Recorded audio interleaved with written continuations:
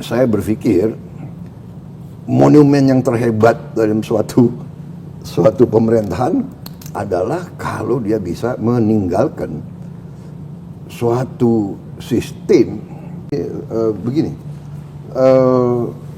Suatu pembangunan suatu bangsa tentunya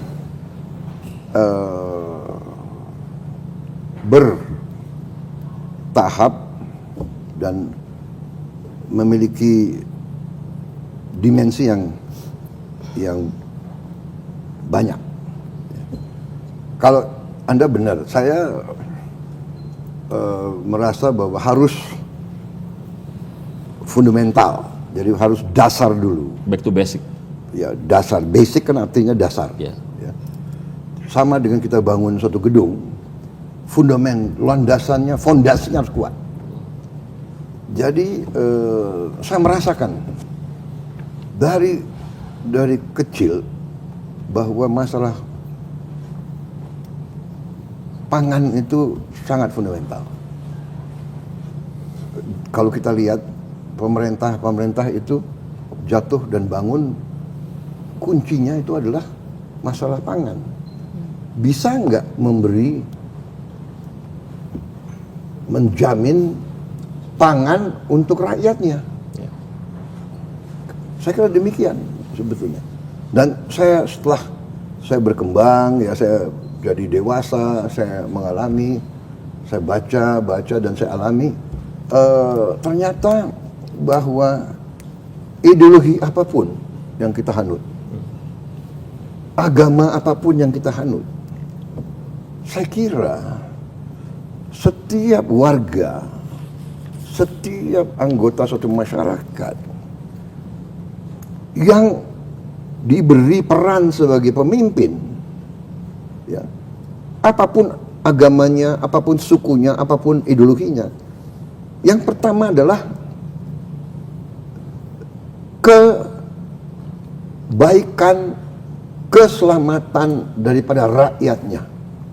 Itu harus fokus utama menurut saya. Itu keyakinan saya. Percuma kita pinter, kita pandai berpidato, pandai bikin buku, masalah ideologi, masalah macam-macam, tapi kita hilang fokus. Jadi itu keyakinan saya. Karena itu, ya saya berpikir monumen yang terhebat dalam suatu pemerintahan adalah kalau dia bisa meninggalkan suatu sistem fundamental yang menjamin pangan, menjamin energi, menjamin air, dan di ujungnya lapangan kerja, pendidikan, kesehatan, dan suatu masyarakat, suatu negara yang berfungsi dengan berhasil. Itu monumen yang terbaik menurut saya. Yeah. Menurut saya. Tapi jangan salah, infrastruktur penting. Jadi saya terus saja, saya merasa beruntung, I'm lucky, dalam arti saya jadi presiden. Berapa hal-hal yang berat telah dilakukan oleh pendahulu saya, gitu loh. Ya, saya bukan di sini sok minta bahwa saya menyenangin orang, tidak. Saya merasa Bung Karno punya jasa mempersatukan ratusan suku. Bagaimana? Jangan kita lihat sekarang. Kita lihat tahun 40, 56, ya kan? Apakah Bung Karno punya kesalahan? Ya pasti ada kelemahan. Pak Harto, dia punya jasa.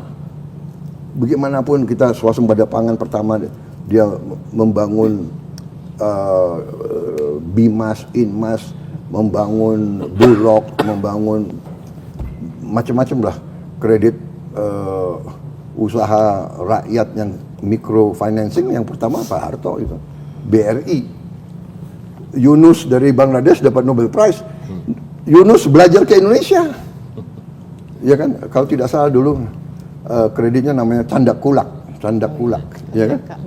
Benar. Udah lama banget. Lama banget nggak denger. Udah lama banget nggak denger. Ya kan, Candak Kulak itu Pak Harto canangkan, koperasi dan sebagainya. Habibie meletakkan dasar Demokrasi. iptek, ya kan? Gus Dur gimana pun bisa mengkumandangkan toleransi, pemimpin agama Islam.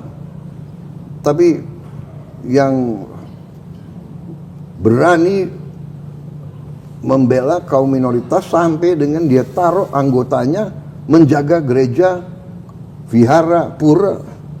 Ini kan memberi contoh yang luar biasa menurut saya sih. Iya kan? Dulu saling curiga kan begitu kan. Dan ingat beliau dimaki-maki dulu karena beliau ke Israel. Dimaki-maki, ternyata sebetulnya beliau jauh di depan kita semua. Beliau tuh mau membuka dialog dengan siapapun, ya. Ibu Megawati harus kita akui, penyelesaian kasus-kasus apa itu, BPPN, ribuan perusahaan yang kolaps, kan beliau yang apapun ya, mungkin beliau punya penasihat-penasihat yang hebat, tapi itu kan keputusan beliau. Ini harus diakui. Pak SBY juga memimpin negara dalam krisis 2008, krisis ekonomi luar biasa, ya kan, kemudian tsunami, kemudian menyelesaikan GAM, dan Pak Jokowi saya katakan ya saya sekarang ya tinggal landasan yang sudah bagus, ya saya tinggal pakai interkonektivitas dengan infrastruktur yang sudah dibangun.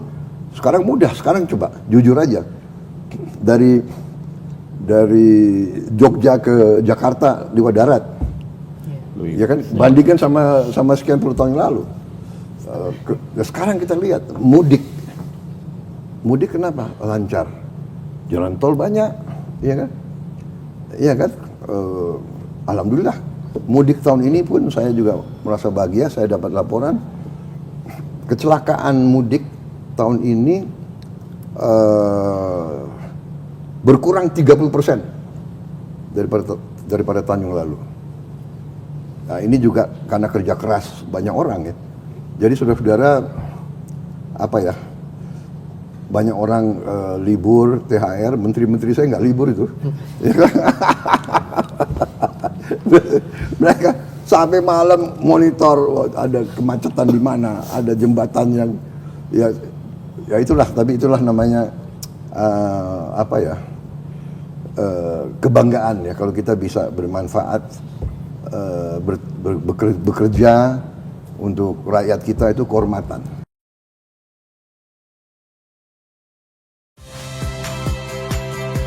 Saya Priska Clarissa. Saksikan program-program Kompas TV melalui siaran digital, pay TV, dan media streaming lainnya. Kompas TV, independen, terpercaya.